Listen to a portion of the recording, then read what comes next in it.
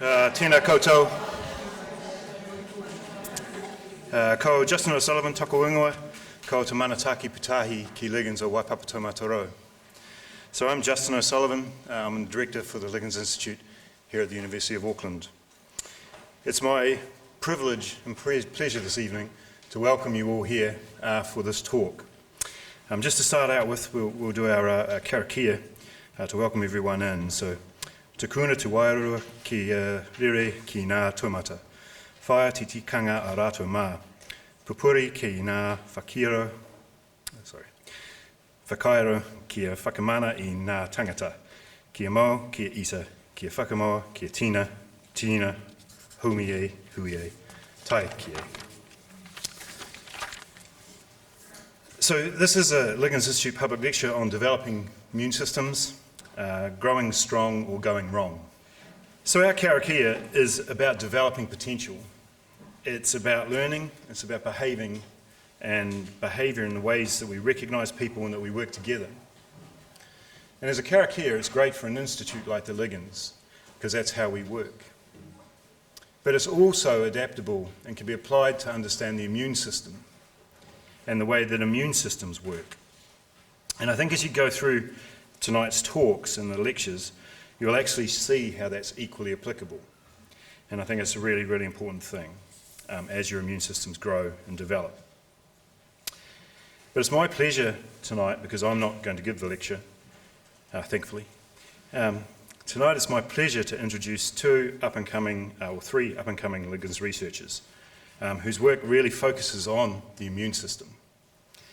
So the first is Dr. Giege Toldi, and he's an associate professor in neonatology here at Liggins Institute. Giege has 100 publications or more across numerous fields, but largely focused on his primary research interest, which is early life development of the immune system, and in particular understanding the immunological background of complications that affect children who are born preterm and children who are born at term as neonates, and in fact also pregnant women.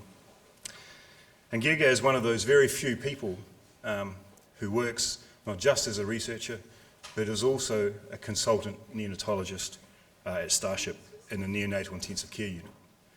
So has a wealth of experience, and he's going to share with us tonight.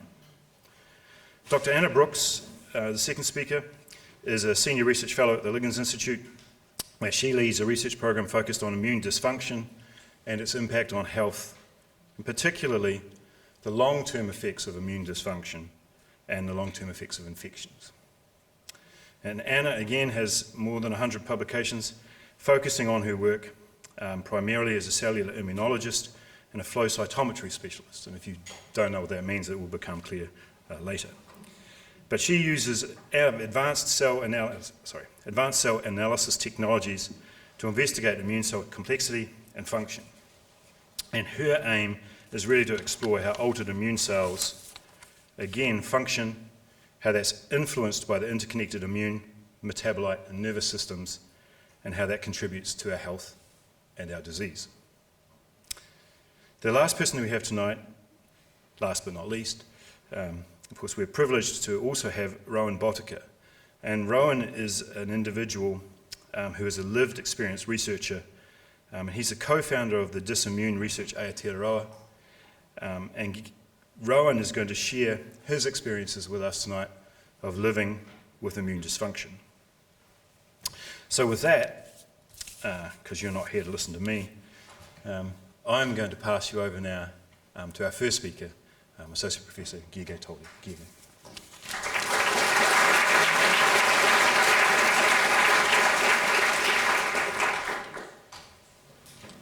Kia ora koutou. Thank you, Justin, for the introduction, and thank you all for joining us tonight.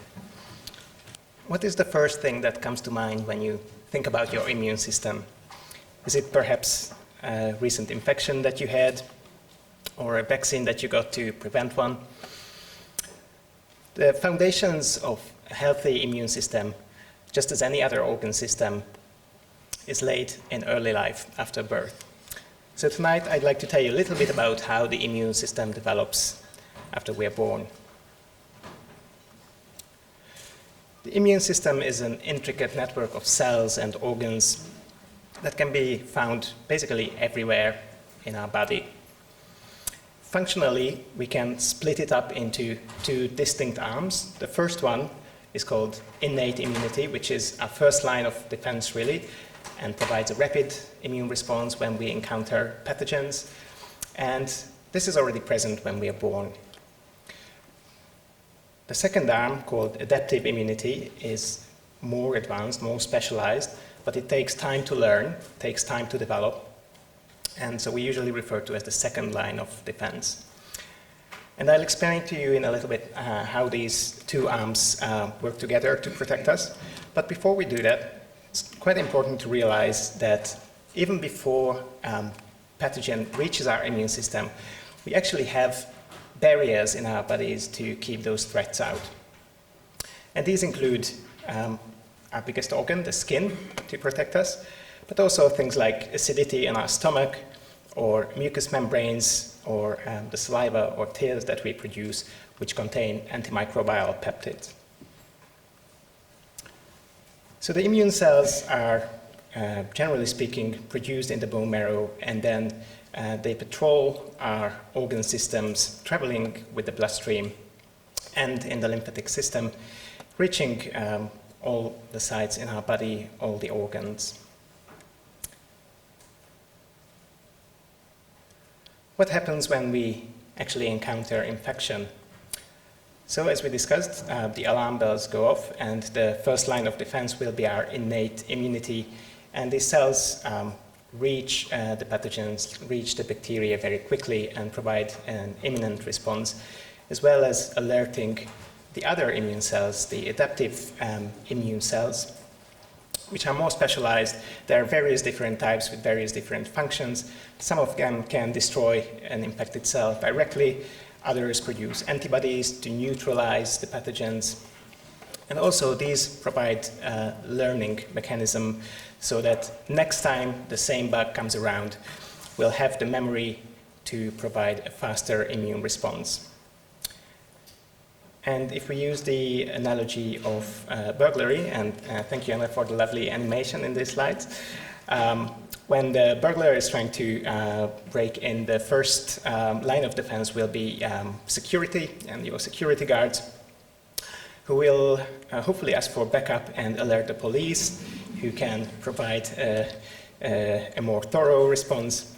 But eventually, what we'll need to develop is a security system so that next time the burglars come around, they won't even have a chance to invade. So how does a baby's immune system differ compared to us adults? Well, we all know that babies get sick a lot. They have infections all the time. And that's actually a real clinical problem. Infections are responsible for about 1/3 of all babies dying globally in the newborn period. So that's a huge number. And so historically, people thought that babies' immune systems are simply immature and they just can't cope with infection. But with more and more research and more evidence building up, we know that it's in fact different. It's not just immature, it's different. And that is because it needs to meet different developmental needs compared to us adults. Our immune system has to both react to danger, to pathogens, but it also needs to tolerate harmless things that it's exposed to. And both of these processes are active processes and require active learning and must be learned in early life after birth. And so that balance between reactivity and tolerance is really important. And when we think about a newborn baby's immune system, like we said, the innate arm of immunity is already present, is inborn. But the immune memory hasn't built up yet, hasn't developed yet. And the rest of the baby's immune system is actively turned down compared to us adults. And that is essentially to allow for that tolerance mechanism and tolerance learning to occur. What things do we need to tolerate? Well, first of all, the microbiome, which is just being established after we come out from the sterile environment of the womb. Those are the friendly bugs that live in our guts, essentially, and are very important for our health. but the immune system needs to actively tolerate them so that they can bring health benefits to us. Another thing is the environment, things like pollen or animal fur, and anything that surrounds us, really. And finally, our own cells, our own organs. Otherwise, if that function doesn't occur, we develop autoimmunity where our immune system attacks our own cells. Time for some audience participation. We've all been there. We've all dropped food on the floor and thought, oh, I might be able just to pick that up and eat it still. So my question to you tonight is, up to how many seconds do you think it's acceptable to pick up food from the floor and eat it? Hands up if you think up to 10 seconds is still okay. Yeah, couple of people, don't be shy. Up to 5 seconds. 5 seconds.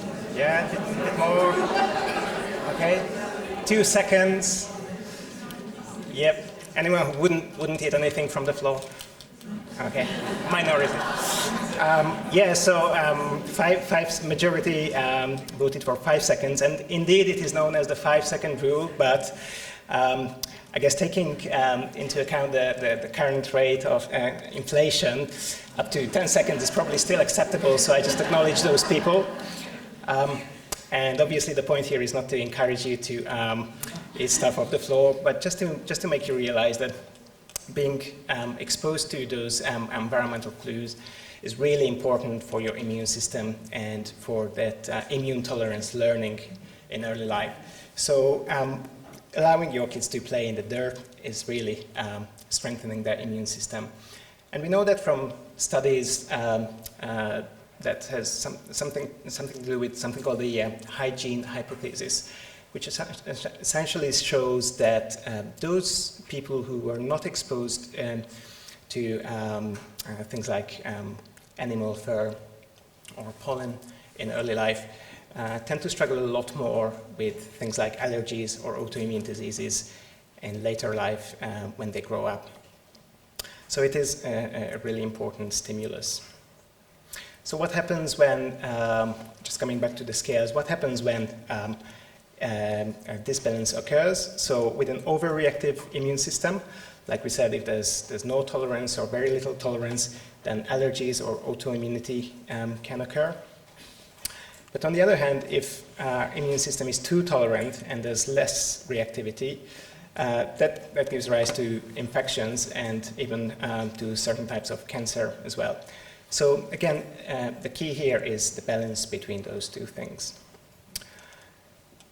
What drives tolerance? What drives immune tolerance? Well, there's a very specialized immune cell type called regulatory T cells, which play a really important role in that tolerance learning process. And these cells essentially are the conductors of tolerance in our immune system. And they basically have the ability to suppress all other immune cells and any member of that orchestra of immune cells. So in our earlier research, we showed in healthy babies that by 3 weeks of age, those babies who were exclusively breastfed from birth have nearly twice as many regulatory T cells compared to those babies who only had formula milk. And that's a huge difference in only 3 weeks after birth. So our current research is focusing on where these cells come from, where these regulatory T cells come from. Well, one option is that they are produced by the baby and the baby's immune system. But another possibility is that they come from the mother and are transferred with the breast milk, and these, in fact, are maternal cells. And we have some evidence to support that theory from animal studies. In this very simple study, they basically took a litter of normal mice pups, and they swapped the mums, and these mice were nourished by mothers who had glowing immune cells that you can see under a specialized microscope. And By 3 weeks of age, they were able to demonstrate the presence of these glowing cells in the guts of the normal pups. And so the only way that can occur really is by being transferred with breastfeeding, with the breast milk. How long those cells are there for and what they do exactly, we're not really sure at this stage. But what we're currently working on is to try and demonstrate that phenomenon in human babies and mums as well. So if you're interested in that topic, please come and find me after the lecture during the reception. I'm very happy to tell you more about this. So breast milk is really important, and we know that breast milk has a lot of protective factors for a baby's immune system. We've all heard about antibodies and other molecules, antimicrobial peptides, as well as sugar molecules called human milk oligosaccharides. These all support the baby's immune protection. But recent research suggests that there are other components as well that might do the same thing. For example, extracellular vesicles. These are basically tiny lipid bubbles that carry messenger molecules and transfer information from mother to baby. Or breast milk's own microbiome, own community of harmless bugs, as well as maternal cells, like we saw in the animal experiment I've just shown you. Other than the feeding type, there are a couple of other things that can influence a baby's immune development. The second important milestone is the introduction of solids at a couple of months of age. This also greatly influences how your immune system develops and responds to things in later life. The mode of delivery is really important. If a baby travels through the birth canal, that gives them a very different community of bacteria and microbiome compared to being born by a cesarean section. Antibiotic exposure is another important thing. So we saw how much trouble infections can cause in babies. So many babies end up having a shorter or longer duration of antibiotic treatment. But even before we are born, we are often exposed to antibiotics, and actually the mom is given antibiotics in labor if there's an infection risk. So that in itself can have an impact on a baby's immune system. We talked about the environment, and in that regard, a home environment is very different compared to a hospital environment. And preterm babies who are often staying in a neonatal unit for a couple of months, even before they can go home, are exposed to a very different environment, including feeding tubes, IV lines, and so on, that again all have an impact on their immune system, as well as the risks of immune-mediated complications, inflammatory complications, and so on. And finally, vaccination is a really important way to influence in our immune development as well, which is why we have the vaccination schedule starting from as early as 6 weeks of life. Can we actually boost our immune system? I'm sure you've heard the term several times. If you just walk into a supermarket, you see several products that have those words on the packaging. Well, the short answer to that question is no, we can't. But there are things we can do, and the way to phrase it is probably to how we can support our immune system rather than boost our immune system, because whatever is good for your health really is also good for your immune system. So having a balanced diet, physical activity, getting enough sleep are all important things that have a positive impact on your immune system as well. More specifically for babies, what other things can we do? So we talked a little bit about vaccination, reasonable hygienic measures, again just referring you back to playing in the dirt. Breastfeeding, we see how important breast milk is compared to formula milk. And one last thing I'd like to mention tonight is vitamin D. Vitamin D is a really important vitamin for our general health, but in particular for our bone health and immune health. And if we give a baby who's at a higher risk of vitamin D deficiency 1 drop a day in the first year of life, that normally helps us manage a good immune health and good immune development. And those babies who are at higher risk include those babies who are breastfed, or born preterm, or have a low birth weight, have a naturally darker skin tone, or a family history of vitamin D deficiency or rickets. And with that, I'd like to hand you over to Anna to talk about how things can go wrong.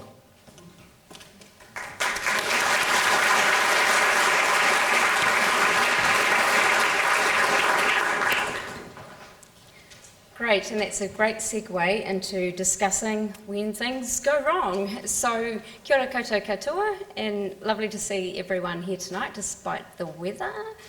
And so I'm going to be discussing sort of the next part of what we understand or don't about how our immune system responds to our environment, and essentially why things can go wrong. Yeah, like this, here we are. So what influences our immune fitness? So as we've just heard, vitamin D can be one of those things that we absolutely need as a building block. So right throughout our life course, we are constantly hit, barraged with our environment.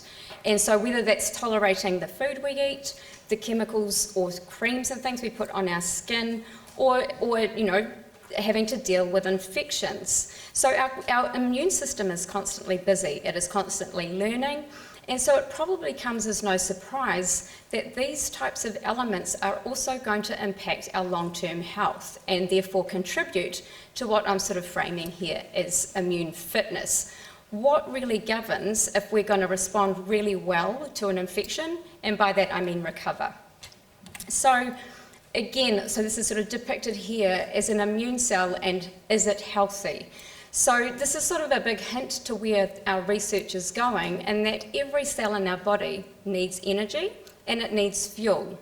When we are, for example, infected with a virus, it hijacks our cells. It needs the energy, so it steals it from us. So it sort of comes as no surprise that if viruses can do this to us, maybe there's some underlying damage left behind in some occasions. So again, our immune cells, they need fuel, they need energy.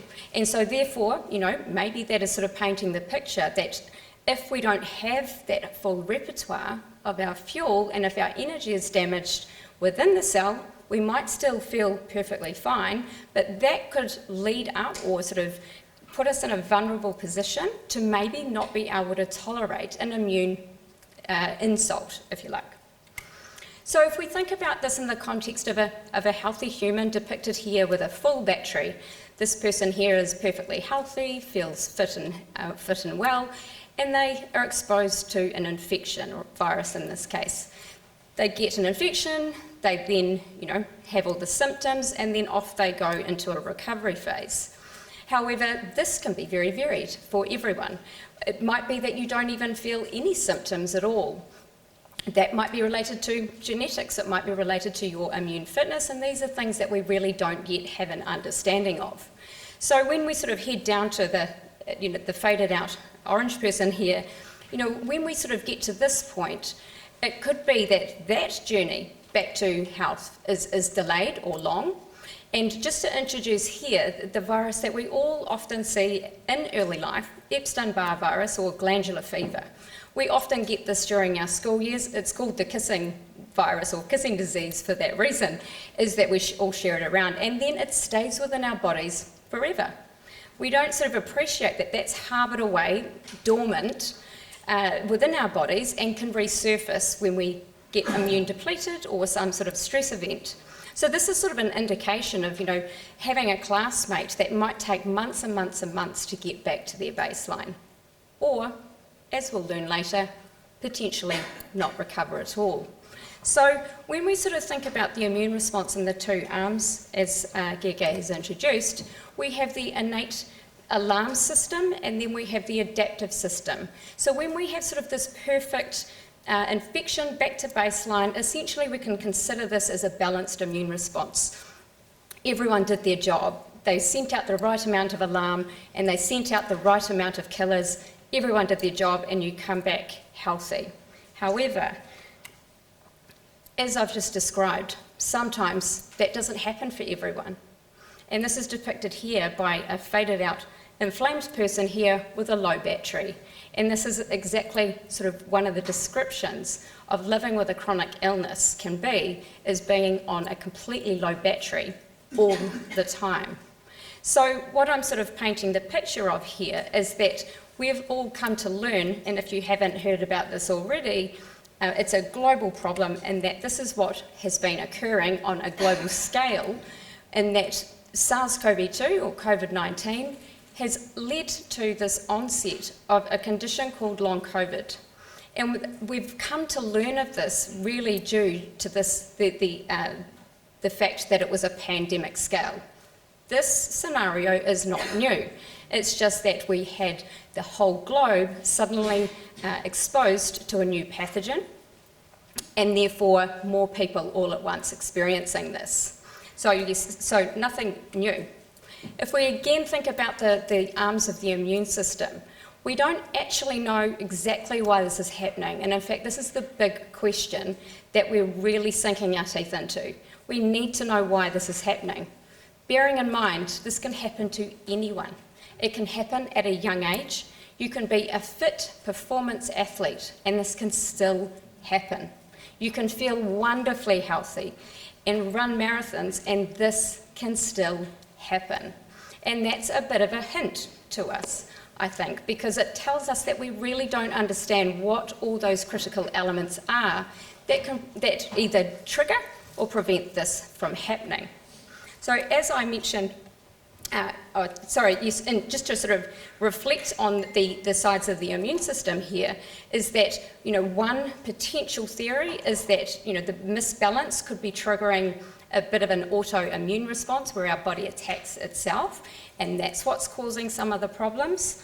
Or on the flip side, it could be that the innate alarm system is triggering off too much signal, sending out a constant alarm. Maybe it's even causing damage, because remembering inflammation is like a double-edged sword. We absolutely need it to send out that alarm and to slow down the invaders, but we also need it to turn off and go back to baseline. So we really don't have a definitive answer on that. Otherwise, we would be on the way to knowing how to reverse these conditions. But essentially, it's a really, clear sort of space to be looking at is, why this is happening. So as I just mentioned, glandular fever is one of those viruses that we see early on in life. It even stays within our bodies long term. And this was one of the first viruses linked to pre-pandemic style onset of chronic illness, which is known as ME/CFS or myalgic encephalomyelitis, which we'll hear from Rohan later about what that is like living with.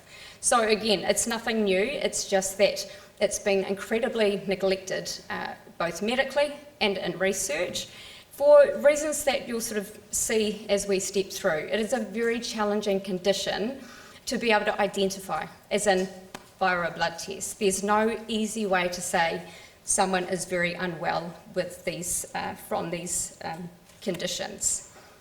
And even other viruses pre-COVID as well have been linked to these long-term conditions. Essentially, an immune salt, whether it's a virus or an infection, and even massive stress can be the facilitator. And those are the sorts of things that we want to understand more about. So here's sort of a busy image here of a body and pointing out how systemically disrupted one can be when this condition is triggered off. Essentially, we know so much now about what is going on. There is an absolute tsunami of literature about all the pathology that is happening within people's bodies. However, there's no magical diagnostic test for this yet, and we're still searching for that.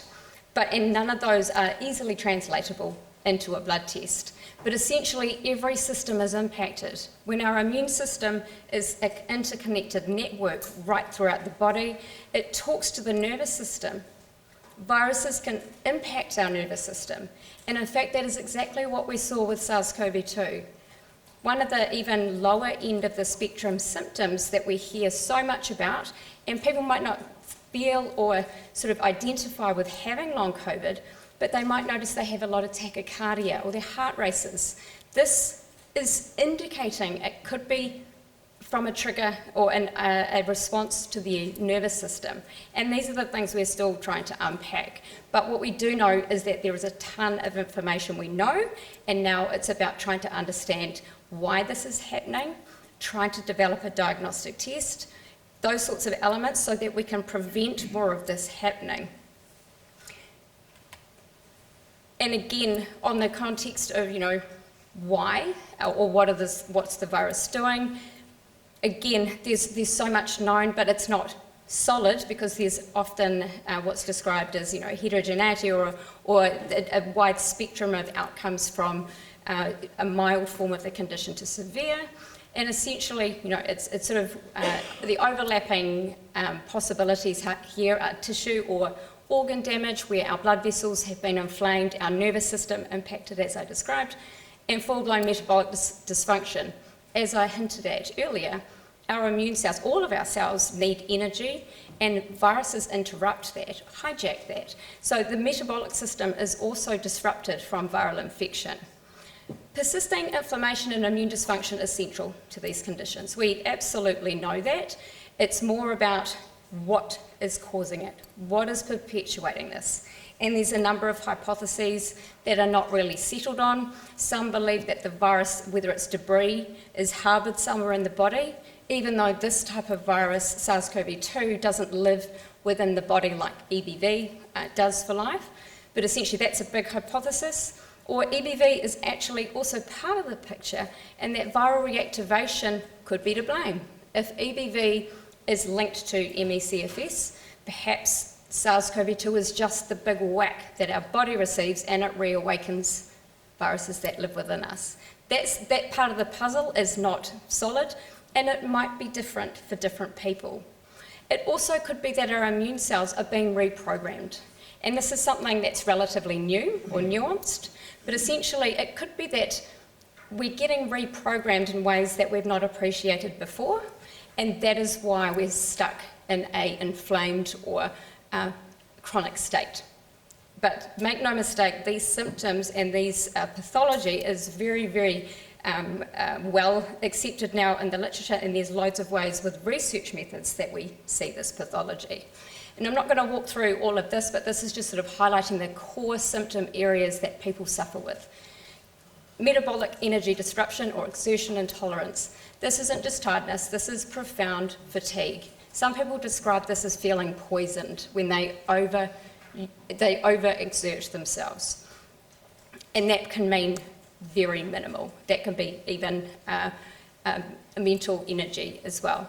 And then the neurological impacts, we all hear about the cognitive impairment or the brain fog from this infection. And I'm just sort of highlighting here that there is a huge overlap between long COVID and ME/CFS, and that it was just that it took a long time for this connection to be made that viruses can do this, despite them having known this for decades.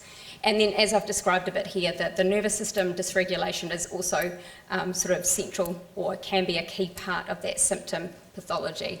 It also impacts sleep, which is, just another insult to injury, really. When you're completely fatigued, you don't get refreshing sleep. So it's a complete body disruption. But there's lots, as I said, there's lots in the research space that's not cemented, lots of work to do there, and it's ongoing. But there's no mistaking this either. The global burden of long COVID is huge. This was one of the most recent sort of numbers here, that there could be up to 400 million people suffering, $1 trillion of impact on the economy. We don't have a solid number for this country. We don't have good data on how many people here are actually impacted. What we do know is this isn't going to go away. As I'm alluding to, it's not just about SARS-CoV-2 causing this. Infections can cause this condition. We need to manage this and understand better how we can help people, both clinically and prevent it long term as well. So sort of segueing into our research aims here, I've sort of highlighted this along the way, that we really need to identify biomarkers. And these symptom groups also do overlap with other complex chronic conditions. So basically sort of heading down this path of trying to find biomarkers is going to help a lot of conditions that have this immune dysfunction. So the magical, can we get a blood test? Because to date, there's nothing clear and obvious that's coming through that could at least translate into a diagnostic test. So if we sort of walk through, look back to our picture of our, the possible triggering of a chronic illness, here's where all the questions lie. Why does this happen? Even in a healthy person? Because we tend to do that thing where it's like, oh, they must have had an underlying reason. The answer is no, that is not the case. And we don't know what's helping people return to baseline.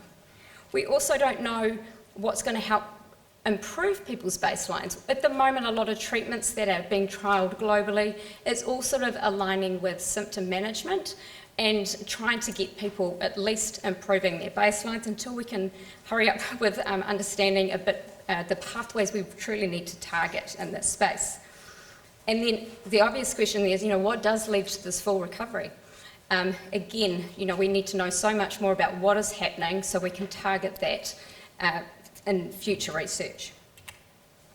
And of course, some people can just cycle through getting better, something else hits their body in a immune insult kind of way, and they may relapse, worsen, and off they go again.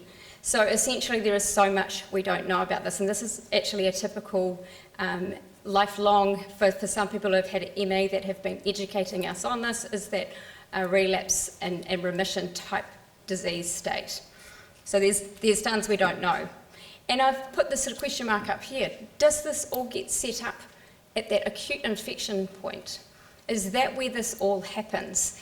And it sort of begs the question, is every one of us at any one time vulnerable to this until we understand what our immune fitness is and what's going to prevent this? We could all be just rolling the dice with our next infection. So there's so much to unpack here and so much to learn about what causes these conditions. We know it's not age. We know that age is not a factor. We know it happens in the young, yes, less so, but it absolutely is happening, and right through life course as well.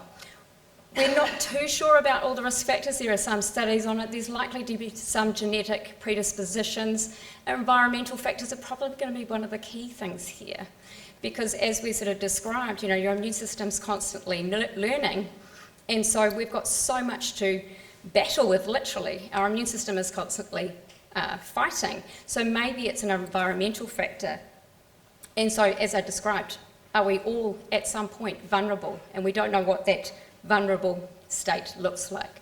So sort of summarising there, is it to do with an immune cell fitness? Hopefully, the $1 million question, $1 million test, the diagnostic test, of course, right? So how do we go looking to unpack what's going on? Well, our blood is a window into our immune system. It doesn't hold all the answers, but it's obviously going to be a key place to look if we're really adamant about trying to find a better tool, or any tools, to help clinical diagnostics. If you know anyone with these conditions, you'll say this has been one of the biggest barriers, not being believed that they're unwell. We know that they're unwell.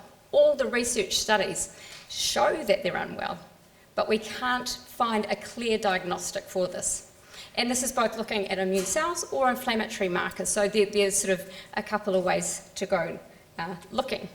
So I'm just going to quickly whiz through my favourite tool that I use in the lab, which is called a flow cytometer. Essentially, it's like a liquid microscope. Cells are in liquid, and we're measuring and basically identifying and analysing what's in there. So we do this by decorating the immune cells with reagents that have fluorescent molecules, light them up like a Christmas tree, and then we go interrogating to see what we've got. So if we just quickly compare this to what we see in a hospital, what's possible in a hospital, and why we might not be able to detect immune dysfunction, is that this type of tool in a clinical setting is largely to detect those really obvious blood changes. So blood cancers and immune deficiencies are really clear compared to what we're trying to look for. We're looking for immune dysfunction. We're looking for subtleties, probably even functional elements for our immune cells, because there's no massive differences. And so that's what the stark difference is, and that's why we're developing or using these tools to really dig deep to understand the more details that's going on within our immune cells. Here's a cool little animation sort of showing how this works, where we have a tube of cells, we've labelled them all up with pretty colours, and it gets extracted up into a machine where it then sort of gets forced into single file. So we look at every single cell one by one. As it passes by a laser, it gets excited, so it gives off an electronic signal, tells us what colours it's got on its surface, tells us its size and shape, flicks it onto a computer screen where we then do some complex analyses so we can understand what are all the immune cells in that blood sample, so we can understand more about what's going on. So what this looks like in reality is this little dot plot here, and where each single dot on that screen is an immune cell. Then we do some analyses, complicated analyses, but essentially what we're doing there is in this little cloud plot, each of those coloured clouds indicates a type of immune cell. So from here, we can then, as I say, in a hospital setting, you can look at a healthy versus immunodeficient and say, oh look, this person doesn't have those immune cells. Stand out and sort of clear. What about immune dysfunction? Well, what we're seeing, certainly this isn't possible in a clinical setting because they're not complex enough instruments, but say these are the immune cells that are dysfunctional. We won't see that by just asking if the cell is there. We need to dig deeper. We need to understand much more about those immune cells and why they might be causing this issue. So that's our question. Can we develop methods to detect this immune dysfunction in these post-acute infection syndromes? So just finishing up here, this is sort of our bringing these questions together. Our research is really digging deep into understanding or hoping to chase down the mechanisms, the why factor. Why is this occurring? And therefore trying to chase down biomarkers to improve diagnostic opportunities there, because that's very much lacking. So this immunometabolic dysfunction, and it's not just to these conditions too, it overlaps with various other chronic conditions as well. And so just sort of highlighting here, just sort of in a summary way, that we're going to be looking in the blood to do that deep analysis on those immune cells. And we've started down in that journey, but there's so much more to do. We're also linked up with some international collaborators in Australia, because the Trans-Tasman strength is really great, but essentially this area has been notoriously underfunded, and sadly in New Zealand we didn't get any biomedical pandemic scale money like every other country. So we're tracking on and doing our best to unpack what's going on here. And so, as we will hear now from Rohan, this research wouldn't have been possible without the participants who have come forward and donated, and of course the crowd-sourced funding to get us off the ground under these conditions. So now I will hand it over to Rohan to really hear about what it means to live with one of these illnesses. Thank you.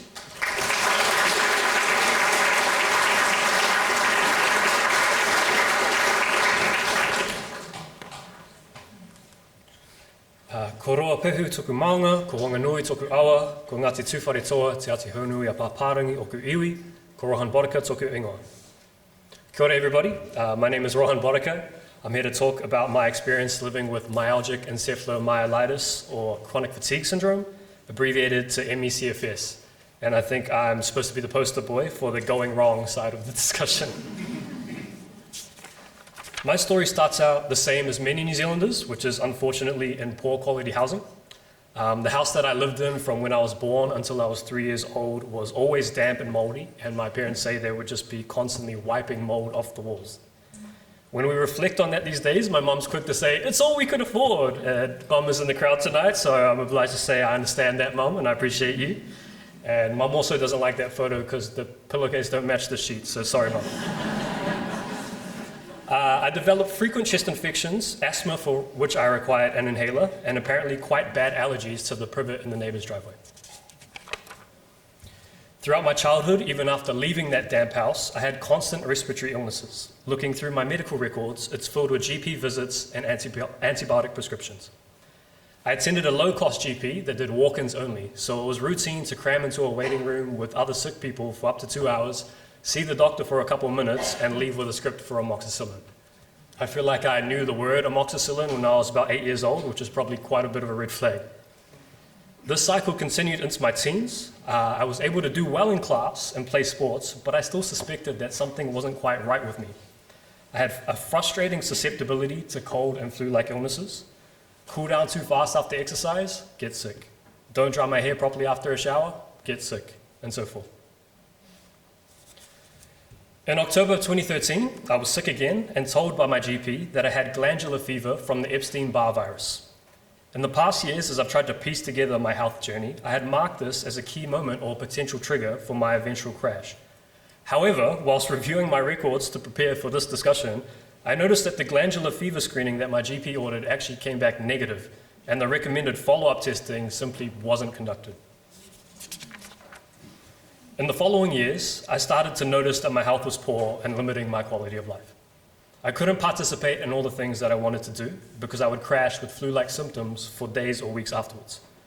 I was having unrefreshing sleep and constantly tired. There would be a nagging bad taste in my mouth and an itchy throat coming on. I didn't engage in any extracurricular activities at university. I preferred to stay home, online, and use what limited energy I did have at the gym, pushing through the deep aches and fatigue. In hindsight, there's a clear difference between good muscle pain and bad fatigue pain, and I was in denial about which one of those I was experiencing. At my office job, I would be sitting at my desk basically in snow gear because the air conditioning would make me feel that sick. Same with the train, where I'd fall asleep to and from work every single day, often jolting awake and scaring everybody else on the carriage.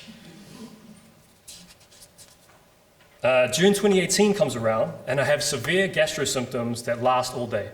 I go to the A&E, and they send me straight to the hospital emergency department where I spend the night.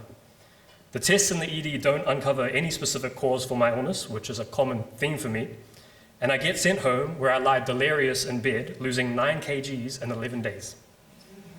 A few months later, I'm sick again, and my new GP advises me that I've got cytomegalovirus, or CMV. Again, looking through the records last week, the tests at that time were actually inconclusive for CMV, but positive for a previous infection of EBV. None of this was explained to me. I have no precise information about these viruses that were pre-COVID that I caught, which we know can cause ME/CFS. We now know that COVID can also cause ME/CFS, so the need for more robust testing has only grown. I continued in this boom-bust cycle of pushing through fatigue at work and getting horrifically sick until January of 2021, when I got a skin infection that required antibiotics. Around this time, I completely lost any ability to bounce back from feeling ill. I researched my symptoms and found that ME/CFS described them perfectly. I booked in with Dr. Rosamund Vallings just before she retired, as she was the only GP in the country who specialized in ME/CFS at the time. She listened to my symptoms and my story and thought it to be quite a straightforward diagnosis, warning me off stress and physical activity. I scaled work all the way back, but my baseline continued to decline before eventually bottoming out. At my worst, pushing myself to a 10-minute slow walk could result in post-exertional malaise, which is an exacerbation of all of my symptoms. I've had symptoms ranging from blurry vision and stinging eyes, headaches, brain fog, my hair falling out, palpitations and uncontrolled heart rate, which we call POTS, and severe indigestion. But the main one is debilitating fatigue. When we say fatigue, it's very different to just being tired. Everybody feels tired. Fatigue in ME/CFS feels like being hit by a train every morning. It worsens with exertion and doesn't resolve with sleep as it would in a healthy person. I recently explained it to somebody by saying, you know that deep body fatigue you feel when you've got the flu and you just can't wait to feel normal again? I've felt some level of that for about 7 years and never felt normal. With no treatments or way forward, I reached out to Dr. Brooks to give blood as part of her long COVID and ME/CFS study. When I followed up in 6 months and learned how challenging things were in the research space, I decided to volunteer to help her advance the biomedical research that she's just spoken about. We co-founded Disimune Research Aotearoa, and I'm now the lived experience and community lead.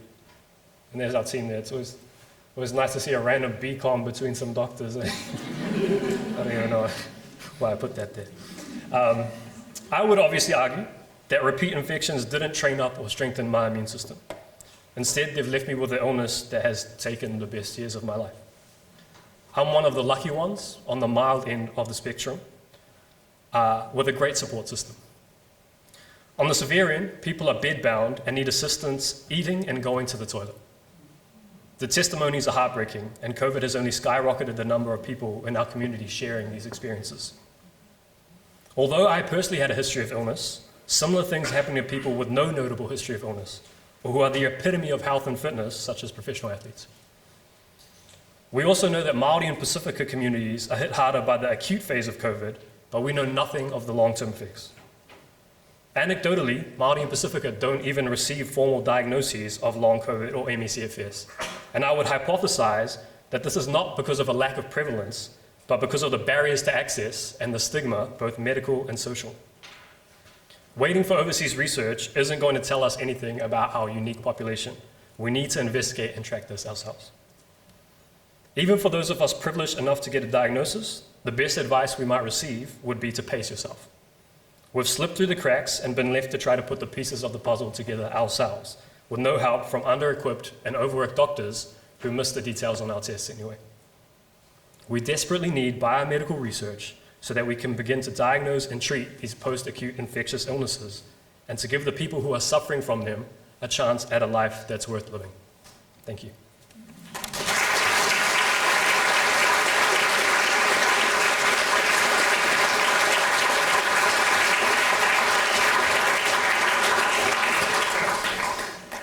Thanks, Rowan. I think that Rowan's speech there just proves that it's not a random BCom at all. So one of the important things I think that we find as researchers is that often the things that drive the work that we do are the communities who actually suffer from the things that we're looking at. And people like Rowan and other people that come and work with us are really, really crucial to that. It's a fundamental thing that patients and people that understand what's happening to themselves, that shared experience that they give, that they share with us as we do this type of work, makes a fundamental difference to the way we look at it and the speed with which we can make change or understand these things.